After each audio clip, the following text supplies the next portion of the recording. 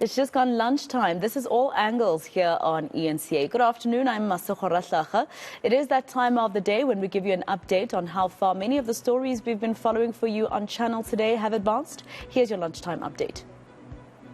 Our reporters are out and about bringing you the latest on today's top stories. I am joined by Heidi Giokos in our Johannesburg studios, and Bafedile Moerane is live for us in the south of Johannesburg.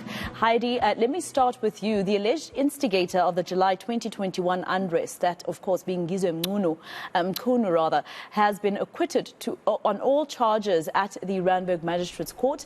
The former Ukhozi FM presenter maintained his innocence this whole time. You spoke to him earlier along with another person who supports him. What did they both have to say?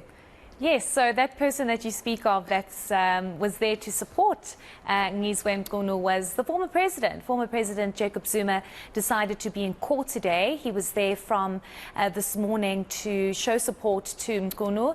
We do know that this all stems from when Mchunu handed himself over in 2021 after there were reports that police were looking for him, after he decided to have a press briefing here in Johannesburg calling for the immediate release of former President Jacob Zuma when he was arrested back in July 2021. We do know of the July unrest that over 300 people lost their lives, and these alleged instigators that were being questioned, arrested, and Mchunu was one of them, Masego, that was actually arrested and he stood trial.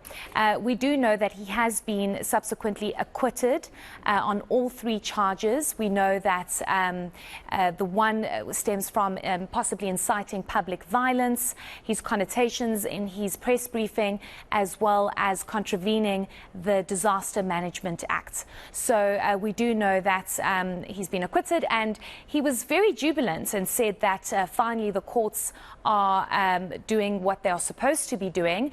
He maintained from the onset that he was innocent. All he was trying to do was defend the former president. Before we listen to what Mchunu had to say, the former president was also outside of court after the celebrating and indicating that for once the courts are doing what they are supposed to be doing. But let's listen to what Mchunu had to say. I'm feeling very honored and to the justice system of South Africa at large, because they've proven that law is above everything. Law is for all of us. It's not for certain people. It's not for only greedy politicians who are manipulating the system. Some of them, they may be there trying to manipulate the system, but today they failed because they used the hatred of the former President Jacob Zuma in order to suffer everyone that is around him, and that's supporting the honesty system that was unlawfully during the unrest. Imagine in anywhere in the world where the president can just come and attend the case of the nothing, like myself. So that proved and beyond the rules of doubt that I fought for justice, and I was arrested unlawfully like he was. All right, let's bring in Justin Ford, who is in Cape Town for us. Of course, this is where the Springboks are doing their tour of the Webb Ellis Cup there. Justin, how's it going and how are Cape Townians feeling? Yeah, good afternoon, Masego. Fantastic vibe and feeling out here in Cape Town. It was just roughly 45 minutes ago where the Springboks in two buses along with their families and support staff as well exited and left the city hall to make their way through the street of the Cape Town Business District. So we left via Darling Street into Adley, through Whale, went past Long Street, and now currently finding ourselves in Loop Street. Just in terms of the number of fans, what I have noticed, and strong contingent of people, noticing the fans at one point, and then actually making their way through side streets to actually have a second glimpse of the box. And I think that in itself just makes it so exciting. Cape Town is definitely not working today on Friday, so fans definitely enjoying themselves.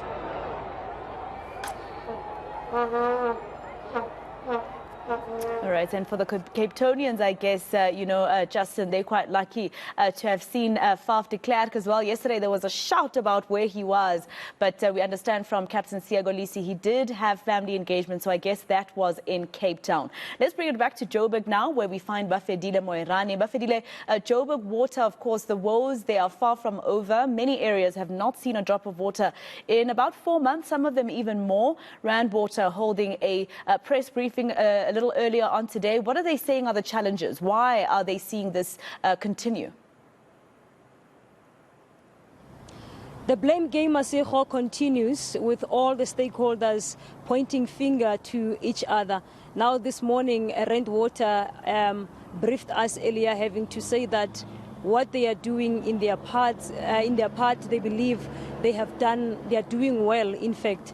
And we've heard earlier on Wednesday, Joburg Water having to cite insufficient provision of water from Rand Water as one of the most contributing factors to the challenges that many residents are encountering, in particular in the city of Johannesburg. But Rand Water has dismissed those claims and having to say that they are working very well. But however, they are saying despite the improvement, the situation, it is critical but stable. So there are a number of factors, Masego, as we've been covering the water crisis story in the city of Johannesburg, where among others, the issue of infrastructure, decaying infrastructure, has also been highlighted as one of the contributing factors. Poor planning when it comes to the high population density that the city has seen at this point. So those are some of the factors that have been highlighted. And also the city having to acknowledge, saying that those issues, they did not really look into them in a proper way at the beginning. But at this point in time, they are bringing bad effects. And now the residents have to suffer the ramifications of those. But however, Rand Water on their side, they are saying that infrastructure issue, it has been dealt with a long time ago, and they are happy with their infrastructure at this point in time. So let us listen to what the COO of Rand Water said to us during the briefing, Masego. And the questions around the upgrades, the maintenance, are you maintaining? Yes, we are. You'll see in some of the reservoirs, they are out for maintenance. We'll continue to do so. And indeed, because we don't run a perfect system, we have to clean our filter houses, our filter rooms, and our filter sands, and all those things that we do consistently, just in terms of the year. But we're going to be closing. We're going to have a press conference, a media briefing. You'll see that from our side, we are spending north of 300 million just on repairs and maintenance, let alone the renewable projects that we are busy with and continue to be busy with. So we are maintaining, and beyond repairs and maintenance, as I say, we have renewable program and capex in the next 5 years of about 34 billion. Included in that is to renew our system. All right, that was your eNCA lunchtime update from all angles with reporters Bafedile Moerane, Justin Ford and Heidi Giokos. Thank you, team. Let's leave it there for now.